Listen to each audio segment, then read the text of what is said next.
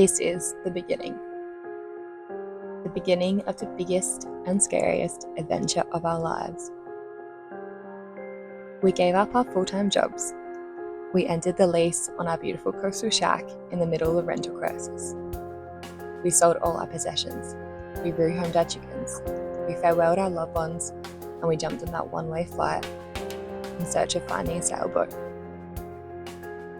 A sailboat that will take us to waves that have never been ridden before, and to dive with sharks and manta rays and dolphins, and to be in awe of sunsets and sunrises and the stars and the Milky Way, and to sing and dance and celebrate local customs and traditions, to learn new languages and eat foods we've never heard of before, and visit places we didn't know existed, to learn how the weather works and how to heave to in a storm, and to learn what a spinnaker is and how to fix a delaminated rudder, and how to harvest rain for drinking water and how to catch our own dinner.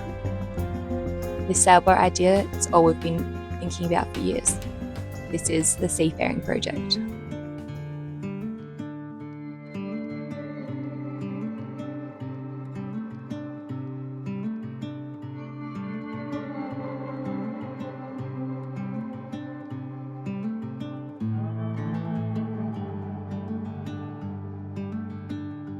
First up, we have Captain Brett, a man of many talents and the master of our ship. With a wrench in his hand and a twinkle in his eye, Captain Brett is not only a skilled mechanic and handyman, but also a fearless big wave hunter and aspiring spearo. Brett is from country South Australia. He grew up on farms tinkering away in the shed, but dreaming of the ocean. If he's not fixing the boat, you'll find him scouring the satellites of Google Earth for secret waves.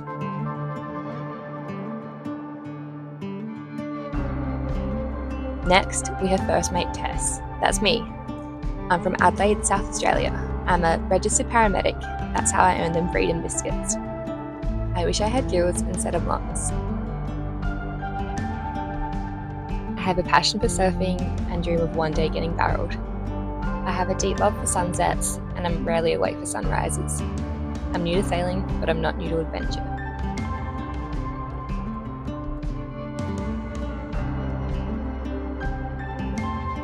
Last, but certainly not least, we have ship's cat, Coco, our feline friend who's as salty as they come. Once malnourished and homeless, Coco now rules the high seas with a core of iron, keeping our ship free from bugs and filled with furs. Coco is adaptable and resilient.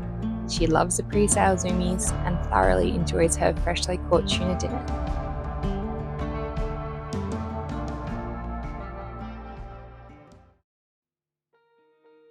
We decided to do our boat hunt in Fiji, as a good friend told us there was plenty of boats abandoned and neglected due to the COVID pandemic. She believed we could find a good deal and a solid boat if we were willing to put in the time and effort into fixing one up. Across several weeks, we inspected around 10 different boats in person within Fiji, whilst also scouring online listings, poring over every detail, searching for the perfect boat that would become our floating home. The first boat we looked at in person seemed great on paper, and the boat type had an impressive reputation, until we stood on the deck and almost fell through the teak wood. Sadly, it'd been neglected and annihilated by white ants, and they had eaten through all the wood. After checking out several other boats and contemplating giving up on Fiji and flying elsewhere to find our dream boat, there she was, nestled amongst the trees, the white deck barely visible as it was covered in leaves. The damaged sails hung from the bag and the limp dinghy accompanied it. She was waiting for someone to breathe new life into her. She wasn't perfect, but she was perfect for us. Beneath her weathered exterior lay the promise of adventure and countless memories waiting to be made. SV Complicity, a Corbin 39 built in Montreal, Canada. There are only 200 of these boats in the world, and this is hull number 200, the lucky last. She is a cutter-rigged sloop, monohull, centre cockpit, pilot house, 39 feet long, fiberglass, 26 layers to be exact, and has an Airex foam core sandwich. She's solid. She's built for stormy Canadian weather, yet here she lays in the blistering sun and humid tropical climate of Fiji. After 6 painful weeks of negotiations, paperwork, and formalities, she was officially ours. It was so surreal to hold the keys to our very own boat. How the heck do we sail this thing and fix it and live on it? It was overwhelming, but very, very exciting. But our journey had only just begun. The next step was to bring her back to life. Days turned into weeks, which turned into months as we poured our sweat, tears, and a fair share of elbow grease. A few of the boat jobs included lots of engine work. We had a Seas turbo and we replaced all the engine mounts. We designed and installed a staysail, replaced all the sea cocks. We resealed all the hatches, rebuilt the rudder, anti-fouled, replaced the wiring, replaced the bilge pumps and the water pumps, repaired the sails, regassed the fridge, repaired the dinghy, rebuilt the windlass, modified the solar arch, and then we attempted to get the boat floating. On our first launch attempt into the water, our boat tried to sink on us. We found a leak around the rudder stop. After we repaired that, on our second attempt, she floated.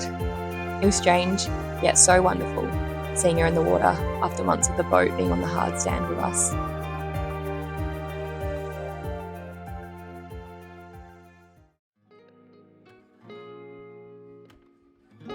With our boat slowly being restored to its former glory, we needed to begin to learn the art of sailing. And let me tell you, it's a skill that requires patience, practice, and a willingness to embrace the unpredictable whims of the sea and the waves.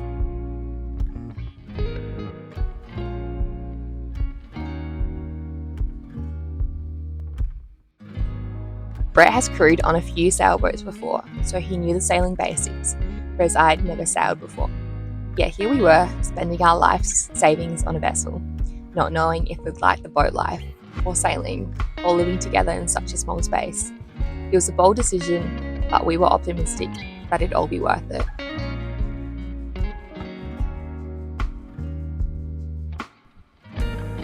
What's our plan? Everyone keeps asking.